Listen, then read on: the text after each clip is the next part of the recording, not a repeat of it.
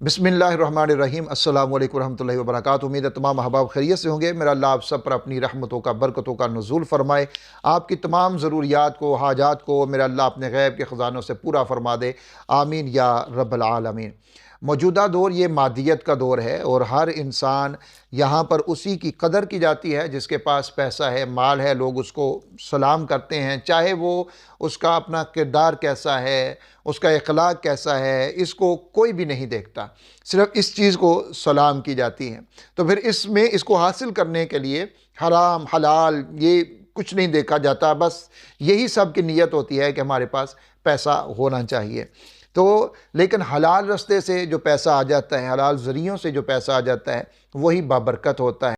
आप कोई भी कारोबार कर रहे हैं, आप क्या कोई भी ज़रिया आमदन है जो हलाल ज़रिया आमदन है और आप उसमें परेशान हैं कि इसमें बरकत नहीं है, इसमें बढ़ोतरी नहीं हो रही, कारोबार है वो बड़ा रुका हुआ है या उस तरह वो आगे नहीं बढ़ रहा, उतनी तरक्की नहीं हो रही जितनी होनी चाहिए, तो आज की ये वीडियो इसको मुकम्मल देख के समझ के अगर आप अमल कर लेते हैं तो यकीनन अल्लाह रब्बुल इज़्ज़त फ़ज़ल फ़रमा देंगे और आपका कारोबार भी चल निकलेगा, रिज़्क़ भी मिलेगा और वहाँ से मिलेगा जहाँ से आपका गुमान भी नहीं होगा। इस बात को याद रखिएगा कि मैं जो तरीक़ा आपको बताने जा रहा हूँ या मुख्तलिफ़ उलमा जो आपको वज़ाइफ बताते हैं, ये वज़ाइफ जो हैं ये हमें मखलूक को खालिक के करीब करने का ज़रिया होते हैं। इन वज़ाइफ के ज़रिए पुकार पुकार के, बोल बोल के, पढ़ पढ़ के हम अपने अल्लाह के नज़दीक होते हैं, अपने खालिक के नज़दीक होते हैं। बार बार जब हम पुकारते हैं अपने रब को, उसके नामों के साथ, उसकी सिफ़ात के साथ पुकारते हैं, तो वो हमारी पुकारों का जवाब देता है। उसकी रहमत मतवज्जे हो जाती है कि ये मेरा बंदा बड़े खुलूस से मुझे पुकार रहा है, इसकी हाजतों को मैं पूरा कर दूँ, इसकी जो ख्वाहिशात हैं उनको मैं पूरा कर दूँ, ये जिस मकसद के लिए मुझे पुकार रहा है इसके मकसद को मैं पूरा कर दूँ, जिस मुश्किल के लिए मुझे पुकार रहा है उसकी मुश्किल को मैं हल कर दूँ, आसान कर दूँ। अगर ये रिज़्क़ के मामले में परेशान है तो इसके रिज़्क़ को मैं कुशादा कर दूँ।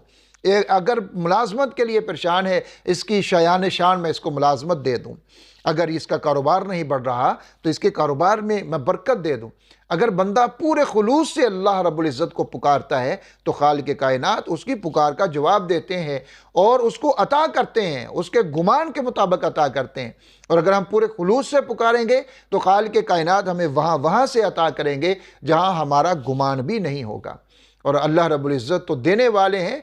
और रात के पहर हदीस के अंदर, मुख्तलिफ़ हदीस के अंदर आता है, जैसे कहीं शब क़दर के बारे में या फिर शब बरात जिसको हम कहते हैं उसके बारे में, या तहज्जुद के वक़्त यानी रात के पिछले पहर में अल्लाह रब्बुल इज़्ज़त की रहमत आसमान दुनिया पर आती है और अपने बंदों को पुकारती है कोई गुनाहगार जो मुझसे अपने गुनाहों की माफ़ी चाहे और मैं उसको माफ़ कर दूँ, है कोई ऐसा जो तंग दस्त जो मुझसे सवाल करे मैं उसके लिए रोज़ी खोल दूँ, है कोई ऐसा हाजतमंद, ज़रूरतमंद जो मुझसे सवाल करे तो मैं उसकी हाजतों को, ज़रूरतों को पूरा कर दूँ। जैसे किसी ने कहा कि पिछली राती रहमत रब दी करे बुलंद आवाज़ा, पिछली राती रहमत रब दी करे बुलंद आवाज़ा, बख्शिश मंगन वाले अताई खुला रहमत दा दरवाज़ा। कि अल्लाह की रहमत तो उस वक़्त पुकारती है अपने बंदों को। तो अल्लाह की रहमत को मुतवज्जे करने के लिए ये आमाल, ये वज़ाइफ हैं, अगर आप पूरे खुलूस से इनको करते हैं तो यकीन मानिए अल्लाह की रहमत मुतवज्जे भी होती है।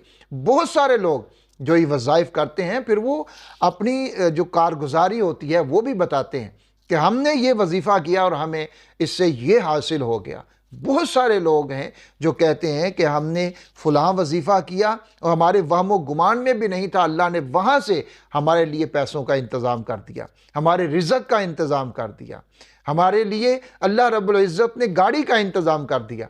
लेकिन कब? जब पूरे खुलूस के साथ इंसान पुकारता है। तो इसको अच्छी तरह समझ के आपने करना है। इसके 3-4 हिस्से हैं इस पूरे अमल के जो वजीफ़ा मैं बता रहा हूँ। ये कोई आपके लिए मुश्किल नहीं है आसान, लेकिन ये 3-4 हिस्सों में है। इसको आपने करना है। सबसे पहले कि आप नमाज पंजगाना ज़रूर आपने पढ़नी है।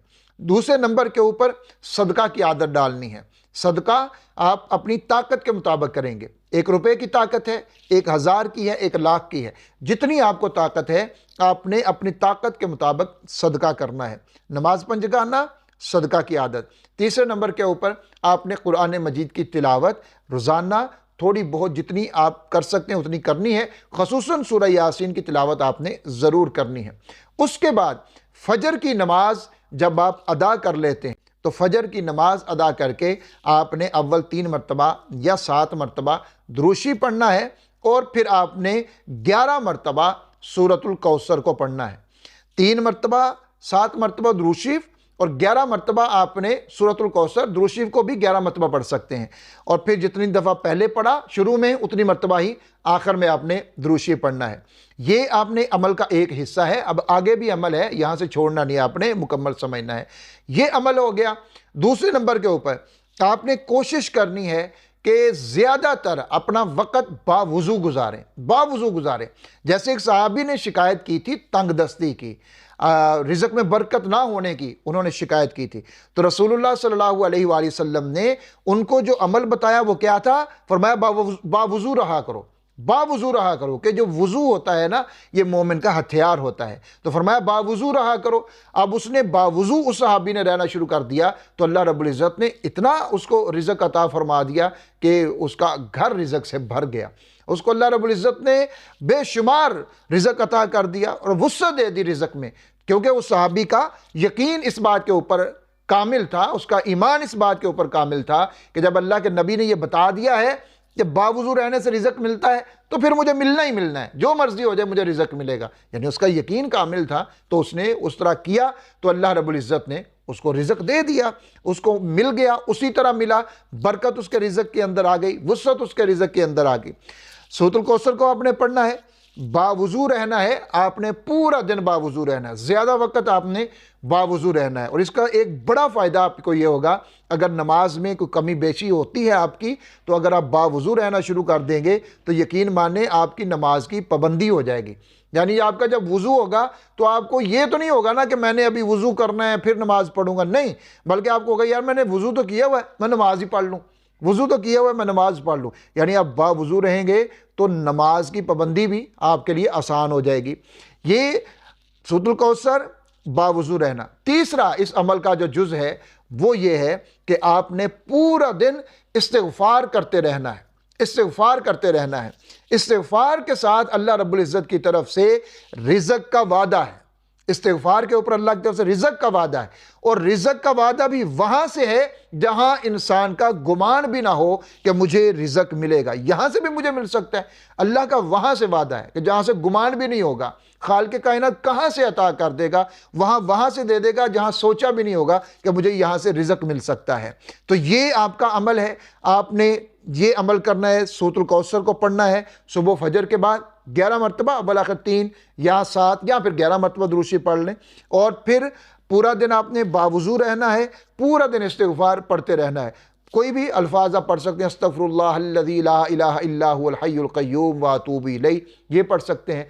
अस्तग़फ़िरुल्लाह रब्बी मिन कुल्ली पढ़ सकते हैं। अस्तग़फ़िरुल्लाह रब्बी मिन कुल्ली ज़ंबिन अज़नबतहु व अतूबु इलैह पढ़ सकते हैं।